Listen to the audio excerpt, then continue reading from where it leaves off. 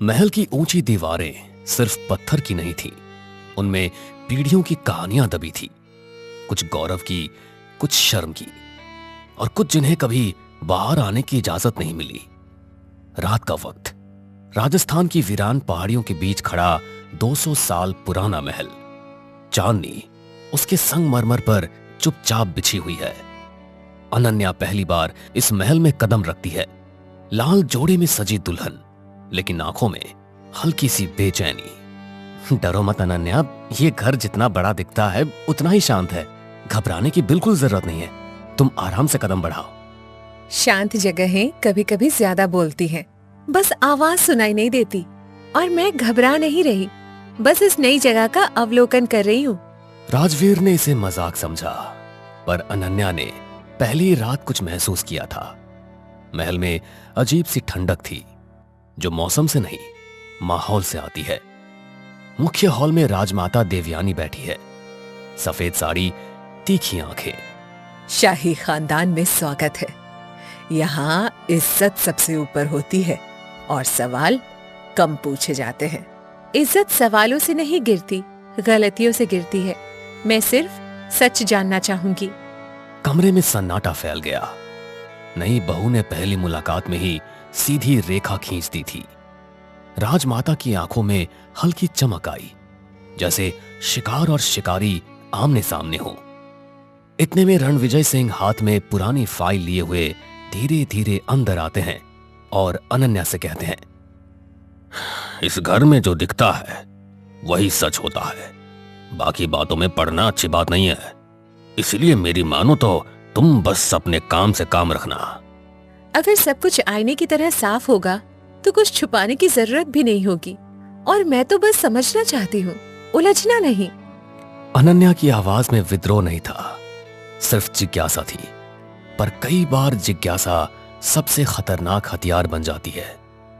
रात गहराती है और अनन्या अपने कमरे में अकेली बैठी है। कमरा आलीशान था।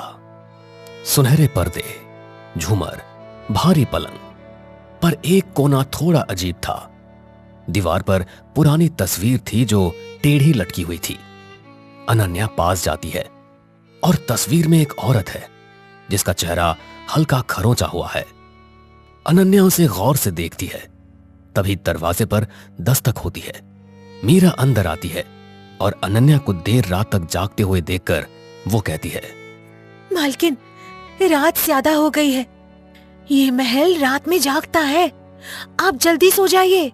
ये तस्वीर किसकी है और ये चेहरा क्यों खरोचा हुआ है? ये सब क्या है? किसने किया है? ये कौन है?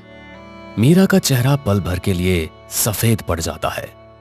उसकी आंखों में डर साफ था, जैसे किसी ने पुराने घाव को अचानक कुरेद दिया हो। मीरा अनन्या से कहती है, कुछ तस्वीरें देखनी नहीं चाहिए और कुछ बातें पूछनी नहीं चाहिए, क्योंकि ये महल सब याद रखता है। और सच, क्या वो भी यहीं कहीं दबा है या किसी ने उसे हमेशा के लिए मिटा दिया है? इस तस्वीर के पीछे की सच्चाई क्या है, मुझे साफ साफ बताओ। ये कौन है?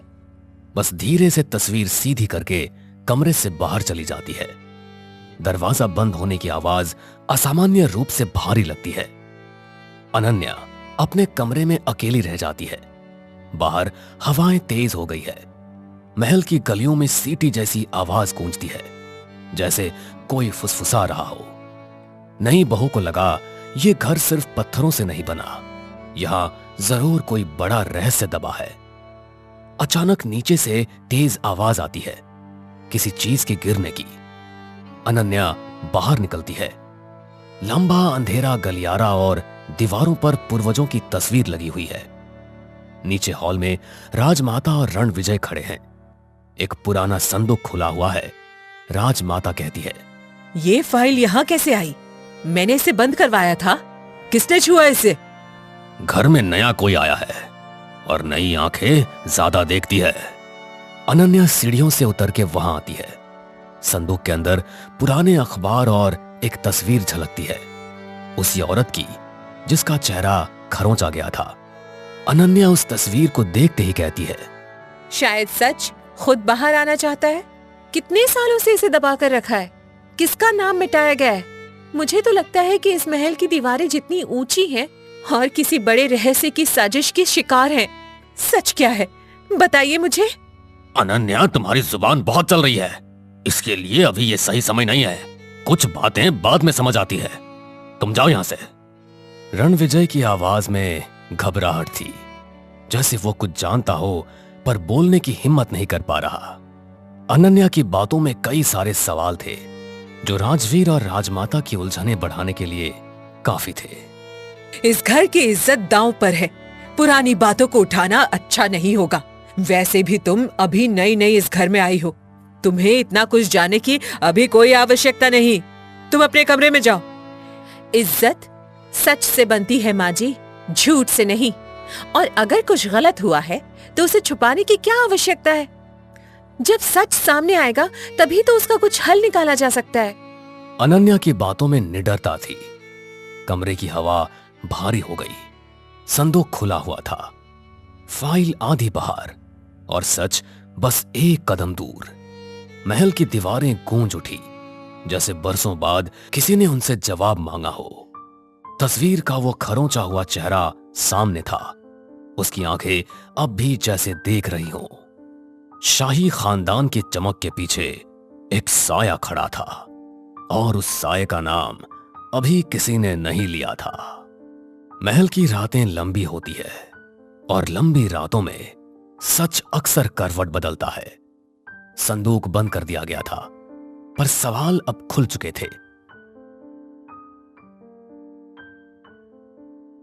सुबह की हल्की धूप संगमरमर पर फैल रही है, पर महल के भीतर ठंडक वैसी ही है। अनन्या बालकनी में खड़ी है। राजवीर भी उसके बगल में खड़ा है। नीचे आंगन में राजमाता पूजा कर रही है। राजवीर अनन्या से कहता है, तुमने कल जो किया वो इस घर में कोई नहीं करता। अरे तुम्हें क्या जरूरत थी बीती बातों को उभारने की? कुछ बातें बस दबी रहने दी जाती है। दबी हुई चीजें सड़ने लगती हैं, फिर बदबू पूरे घर में फैलती है।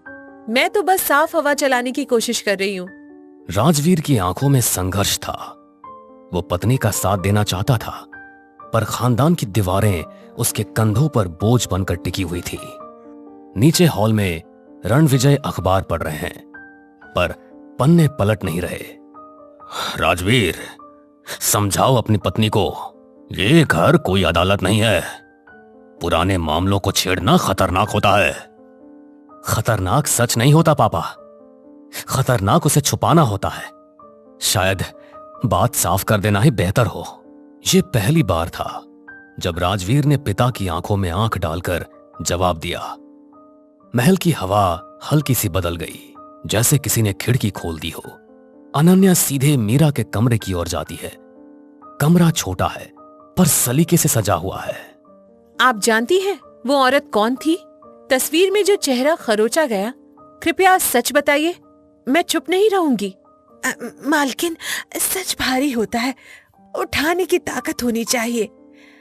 वो तस्वीर राजवीर की बड़ी बुआ की है। कमरे में सन्नाटा पसर गया। राजवीर की बड़ी बुआ, जिसका नाम कभी इस घर में नहीं लिया गया, जैसे वो कभी थी ही नहीं। उनका नाम क्यों मिटाया गया? चेहरा क्यों खरोचा? क्या उन्होंने कोई अपराध किया था, या उनका अपराध सिर्फ सच बोलना था? उन्होंने शादी से मना कर दिया था। वो किसी और से प्यार करती थी, खानदान की इज्जत के खिलाफ गई और फिर एक रात गायब हो गई। ये शब्द पत्थर की तरह गिरा। महल की दीवारें जैसे कांप उठी। इतिहास ने अपना पहला पन्ना खोला था। अनन्या की सांसें तेज हो जाती है। गायब मतलब उन्हें ढूंढा नहीं गया, या ढूंढने की कोशिश ही नहीं हुई? खोज का नाटक हुआ था, पर असल में राजमाता ने उनका नाम लेना बंद कर दिया और धीरे धीरे सबने भूलना सीख लिया।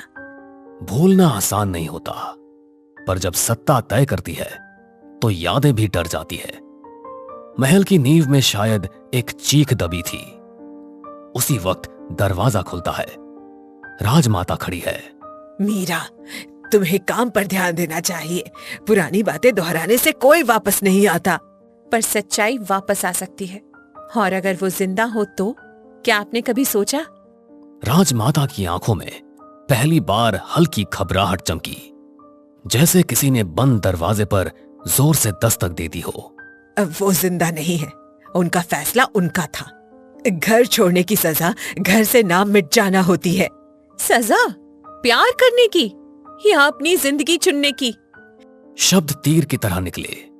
राजमाता का चेहरा सख्त हो गया, पर उनकी उंगलियां कांप रही थी। सच कभी पूरी तरह मरता नहीं।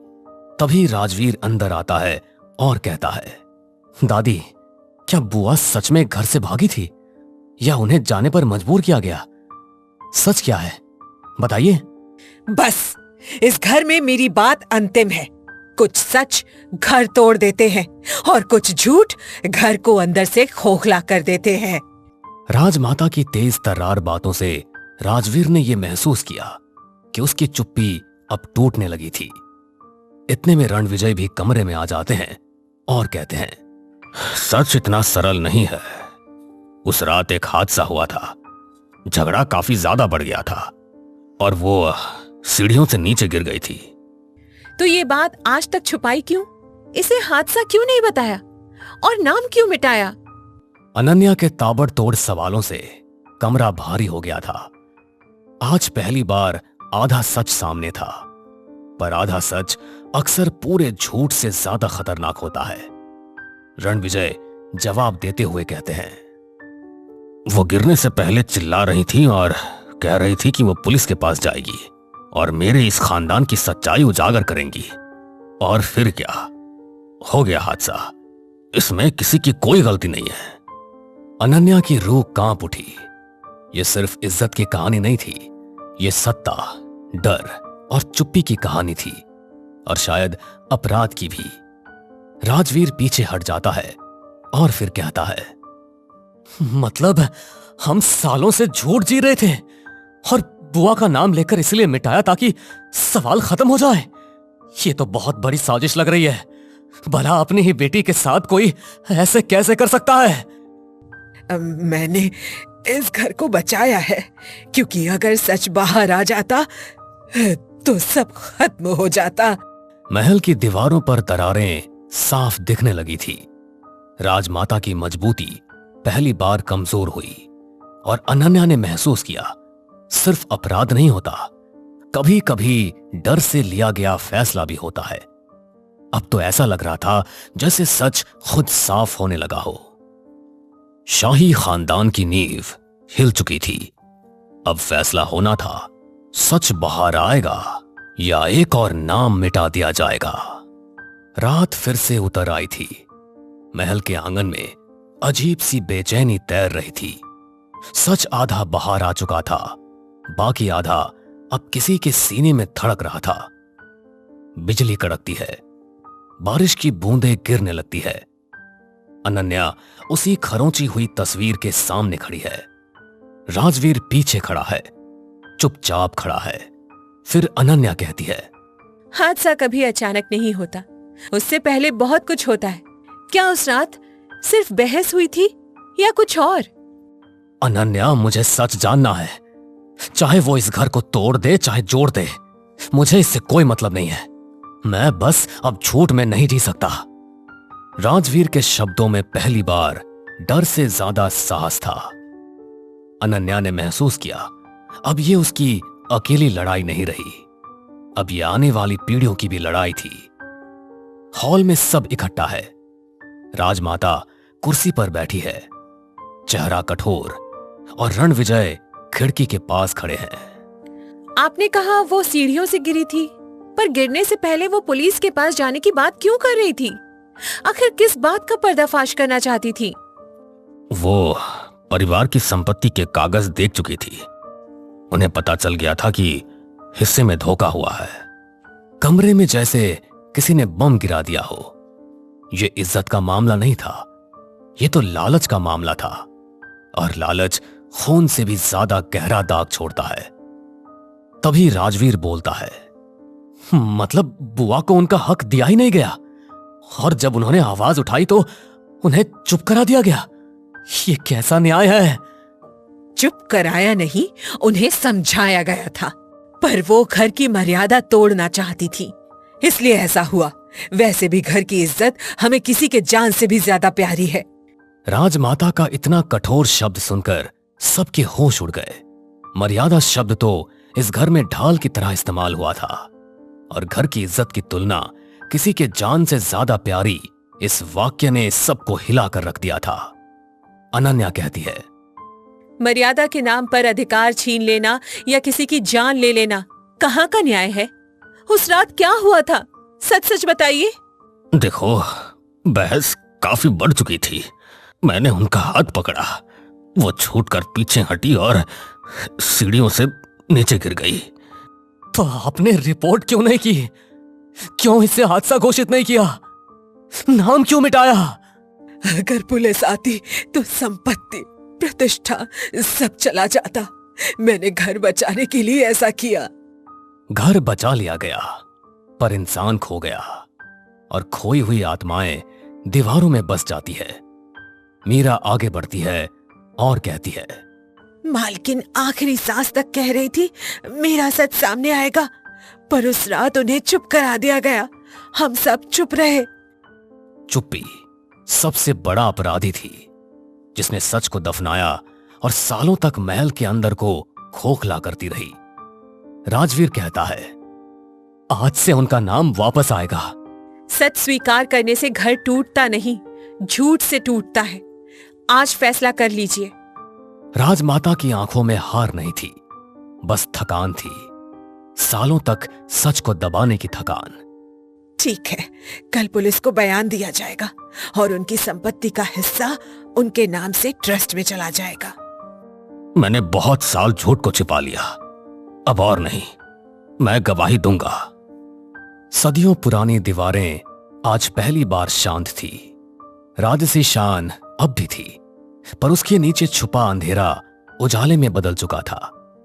सच ने इस खानदान को तोड़ा नहीं, उसे साफ किया, और हवेली जो सालों से फुसफुसा रही थी, आज पहली बार खामोश होकर मुस्कुरा रही थी।